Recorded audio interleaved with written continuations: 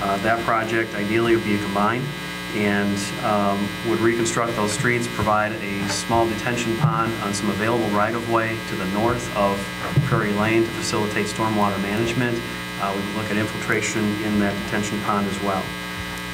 Resurfacing for that year would include Mins and Rena. In 2017, we would look at the Alpine Road Service Drive, generally south of Roosevelt, where we now have drainage facilities in place as a result of the Roosevelt Road reconstruction. We essentially have very poor pavement condition in that area and no drainage. We would reconstruct that road to a curb and gutter standard. In 2018, we would do some resurfacing, but this is a bit different resurfacing process. We would combine some of the streets that we would do the same process to. It's called heater scarification. It essentially rejuvenates the existing asphalt that's in place. However, you have to put an overlay on top of that rejuvenated asphalt. Victory Lane and Alpine Road are the two streets that are being targeted for that process. Both are really good candidates for it, and both have heavy striping needs. We do have a lot of striping on both Victory Lane for the bike path and Alpine Road for pavement markings just generally.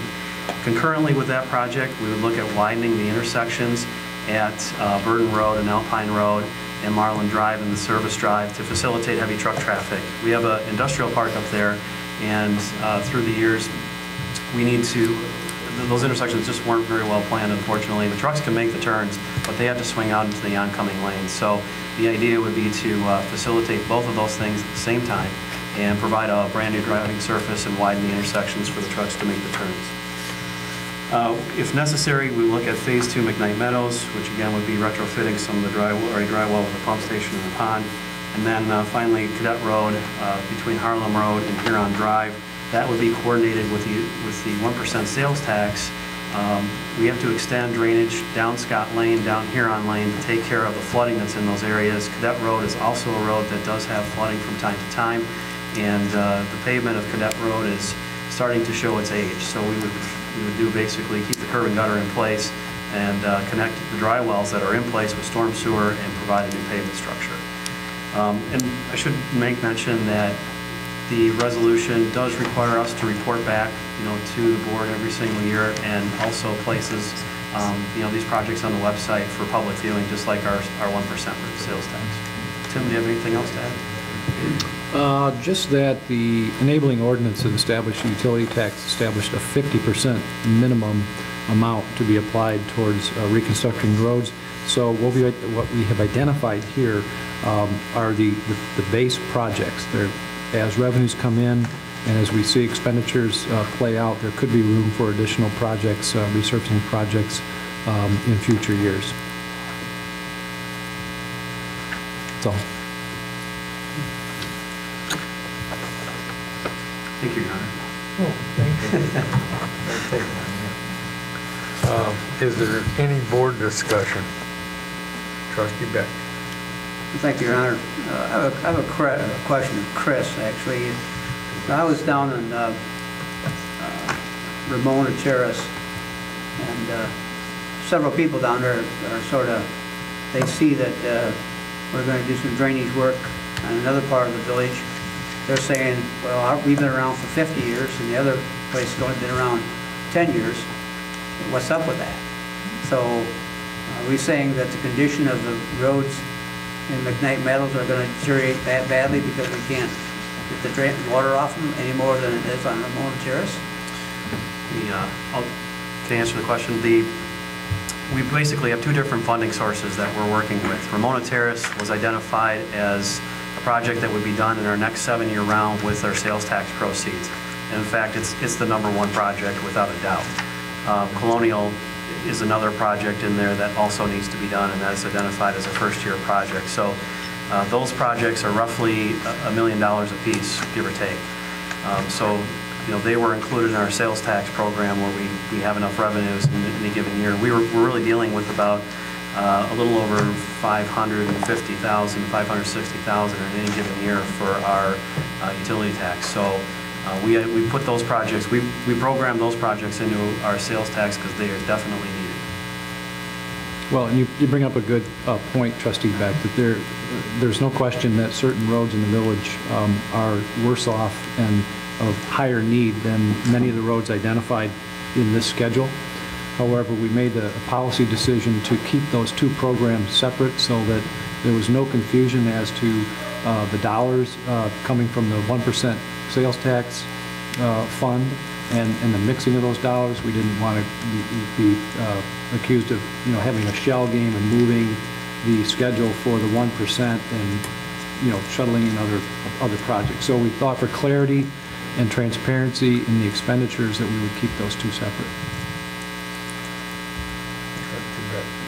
Okay, it's my understanding then, we're going to do Ramona Terrace all the way from North 2nd all the way to the dead end, where it turns and goes into, what is it, Mildred? Kingsley. Ramona Terrace would be between Elm Avenue and 251 Service Drive. We redid the section between Elm Avenue and where it turns to go into Kingsley in 2008. Okay, then back to my same question. There's still flooding problems in that area. In the area between Elm and 1100 block Kingsley. of Ramona. I'm sorry, the what? 1100 block of Ramona. I'm not aware of flooding problem. I'll check into it, Eric. Okay. Or Trustee Beck, excuse me. Thank you. Thank you very much. Thank you. Okay, is there any board decision or discussion? Any more? I see none. Will the clerk please take the roll? Trustee Yo. Aye. Beck.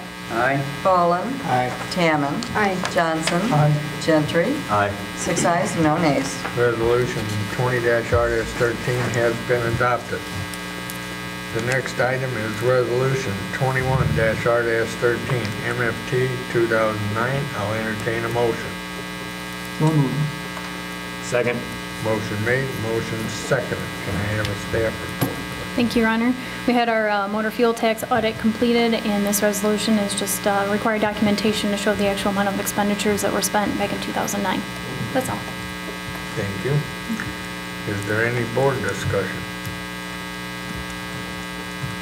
I see none. Will the clerk please take the roll? Trustee Beck. Aye. Boland. Aye. Tammon. Aye. Johnson. Aye. Gentry. Aye. Yo. Aye. 6 ayes and no nays.